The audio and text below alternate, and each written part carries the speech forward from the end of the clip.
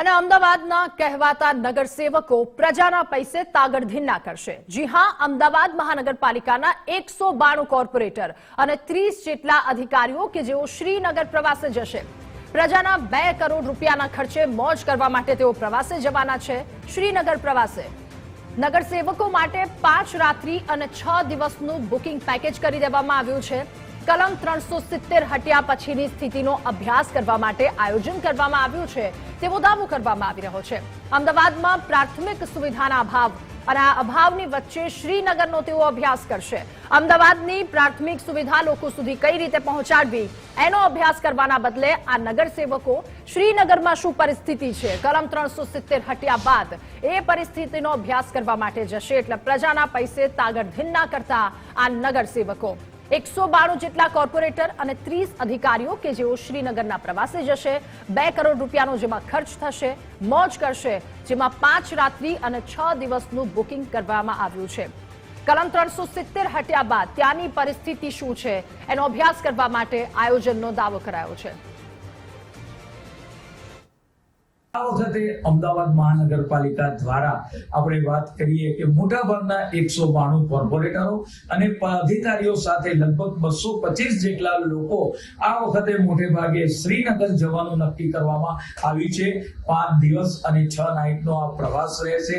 જે રીતે આપણે વાત કરીએ કે અખંડ ભારતનું નિર્માણ થયું, 370 ની કલમ હટી, ત્યાર પછી અમદાવાદ મહાનગરપાલિકાના કાઉન્સિલરો પણ આપણે વાત કરીએ કે આ શ્રીનગરના પ્રવાસે જશે। અમદાવાદ નગરપાલિકાના એક કોર્પોરેટરની ઈચ્છા હતી કે ભાઈ આપણે પણ 370 હટ્યા પછી શ્રીનગરની મુલાકાત લેવી જોઈએ। ત્યાંના આજુબાજુના જિલ્લા છે, ત્યાંના પ્રખ્યાત સ્થળો છે, એ તમામ સ્થળોની મુલાકાતે આ કોર્પોરેટરો મુલાકાત લેશે। લગભગ 2 કરોડની આસપાસ અંદાજિત ખર્ચ થવા જશે અને અક્ષર ટૂર્સ એન્ડ ટ્રાવેલ્સ રાજ્ય સરકારમાં આ કંપનીને આ કામ આપવામાં આવશે।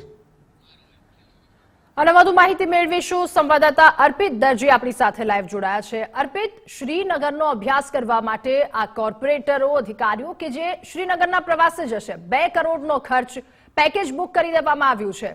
આ તો પ્રજાના પૈસે તાગડધીન્ના થઈ રહ્યા છે।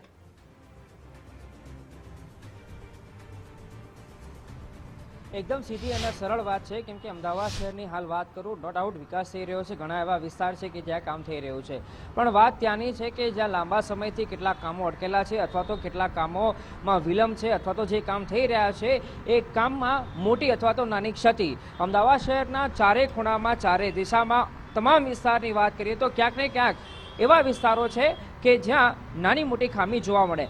અહીંયા ખામી હોય અને બીજે જઈને વિકાસની વાતો કરવી, ત્યાંનો સ્ટડી કરવું, પણ સૌથી આશ્ચર્યની અને હાસ્યાસ્પદ રસપ્રદ બાબત એ છે કે અમદાવાદ શહેરમાં કેટલાક નાના મોટા કામ એવા છે કે જ્યાં ક્ષતિ છે અને અહીં ક્ષતિ છે, અહીંયા કામ નથી થયા અને બીજે સ્ટડી કરવાની, અભ્યાસ કરવાની વાતો થઈ રહી છે। એવો જ એક વિસ્તારની વાત કરું, વેજલપુર।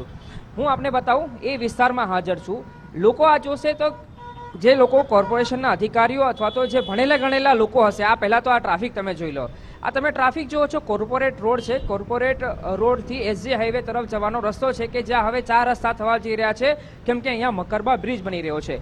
મકરબા બ્રિજ બનાવવામાં આવ્યો છે રેલવે ફાટક પર। એ જે બ્રિજ ઉતરવાનો છે એ બ્રિજ અહીંયા ઉતરવાનો છે અને તમે આ જુઓ કયા પ્રકારની પરિસ્થિતિ છે સવારનો જ્યારે પિકઅપ ટાઈમ છે ત્યારે।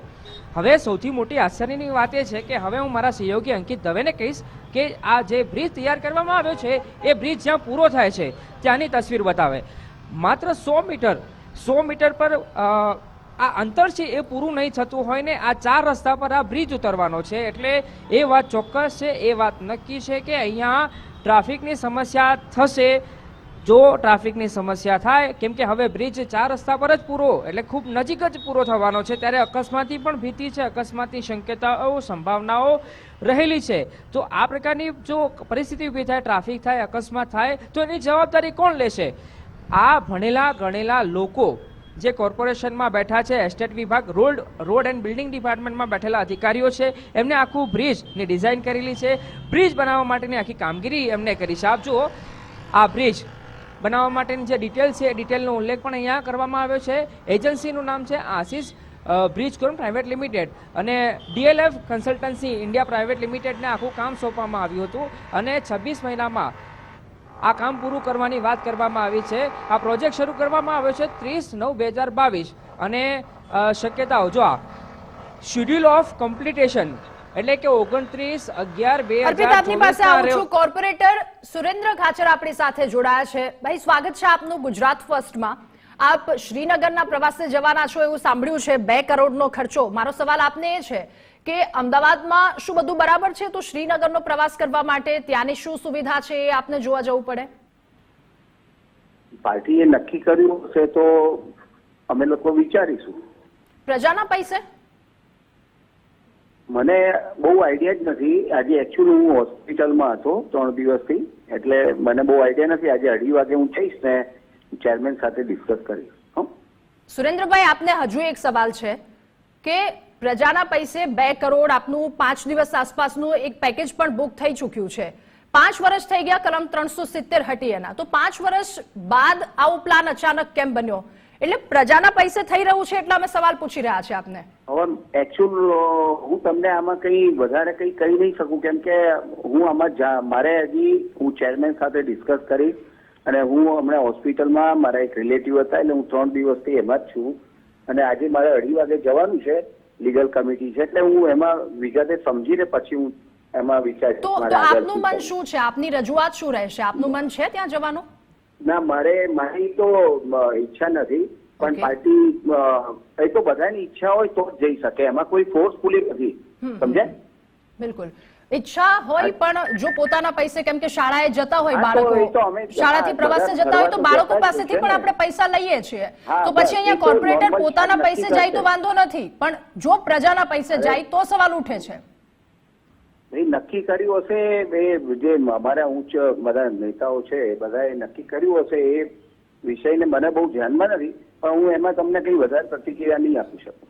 બહુ કહેવાય અમારા સુધી માહિતી આવી, પરંતુ હજુ સુધી આપની પાસે માહિતી નથી આવી, એટલે આ થોડીક આપને પણ ધ્યાન આપવાની જરૂરિયાત છે. સુરેન્દ્રભાઈ, આભાર આપનો ગુજરાત ફર્સ્ટની સાથે જોડાવા બદલ. તો અમદાવાદમાં પ્રાથમિક સુવિધાના અભાવની વચ્ચે શ્રીનગરનો તેઓ અભ્યાસ કરવા માટે જશે. કહેવાતું નગર અમદાવાદ કે જ્યાંના નગર સેવકો પ્રજાના પૈસે તાગડધીન ના કરશે.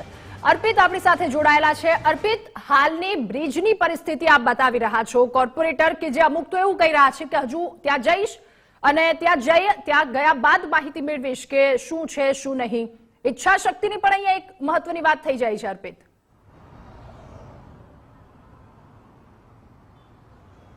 બિલકુલ સાચી વાત, કેમ કે જે કોર્પોરેટર દાવો કરી રહ્યા છે તમને ખ્યાલ નથી, એ માનવામાં આવે ગળે ઉતરે એવી વાત નથી. માની શકાય તમારી મારી જે લોકો જોઈ રહ્યા છે, જે લોકો સાંભળી રહ્યા છે, એમની સંવેદના, એ જે રીઝન કહ્યું કે હોસ્પિટલના કામથી બહાર હતા અથવા તો એંગેજ હતા, હોસ્પિટલના કામ માટે બહાર હોય તો તમામની સંવેદના એમની સાથે છે, એ હોવી જરૂરી છે. પણ સાથે સાથે એમ વાત માનવામાં આવી એવી નથી કે એમને ખ્યાલ ના હોય. ખેર, એ જાણે, એમની પાર્ટી જાણે, પણ મૂળ વાત કરવી છે વેજલપુરની. એના મકરબા જે બ્રિજ તૈયાર થઈ રહ્યો છે નહીં. તમે જો અહીંયા તારીખ લખેલી છે કે 30 તારીખે 9મા મહિનામાં 2022માં આ કામગીરી ચાલુ કરવામાં આવી અને શેડ્યુલ જે હતું એટલે કે કામ પૂર્ણ થવાની અવધિ હતી એ 29/11/2024. ગયા મહિનામાં એની અવધિ એટલે કે એટલે છેલ્લી એન્ડ હતો 11મા મહિનામાં, ત્યારની અવધિ પૂરી થઈ ગઈ છે અને એની ઉપર દિવસો થઈ ગયા છે. તેમ છતાંય હજુ કામગીરી પૂરી નથી થઈ. આ એમઓ છે, અલગ અલગ જે બાંધકામ કરતી હોય, ઇન્ફ્રાસ્ટ્રક્ચર ઊભી કરતી હોય, એ એજન્સીની એમઓ રહેલી છે કે જે અવધિ હોય છે એ અવધિ પૂરી થઈ ગયા પછી પણ એમાં એક્સટેન્શન માંગવામાં આવે એટલે તારીખ પે તારીખ. આ શબ્દ જૂનો છે પણ આજના સમયમાં પણ પરફેક્ટ બેસી રહ્યો છે. તારીખ પર તારીખ મુદત માંગવામાં આવે અને એવું માનવામાં આવે છે કે આ બ્રિજ છે એ આવતા વર્ષે માર્ચ મે મહિનામાં પૂરો થઈ શકે એવી શક્યતાઓ છે. પણ આપ તમે જુઓ જે પરિસ્થિતિ, લગભગ મેં જે પહેલા શરૂઆતમાં ઉલ્લેખ કર્યો હતો કે લગભગ 100 મીટરનું અંતર નથી. આ 100 મીટરનું અંતર નથી અને 4 રસ્તા આવે છે. એ 4 રસ્તા પર જો બ્રિજ પૂરો થાય અને એ લગભગ પૂરો થવા જઈ રહ્યો છે, માની લો કે આ જેટલી વાહનો અહીંયા ઉતરશે તો તમે આ 100 મીટરમાં જેટલા વાહનો ઉતરશે એ હિસ્સામાં કેવી રીતે લોકો અહીંયા ઉભા રહે? કેમ કે તમે ટ્રાફિક અને અમદાવાદ શહેર એમાં કોઈ એવો વ્યક્તિ અવેર ન હોય એવું માની ન શકાય. તમામ લોકો અવગત છે, તમામ લોકો એ વાતથી જાણકાર છે કે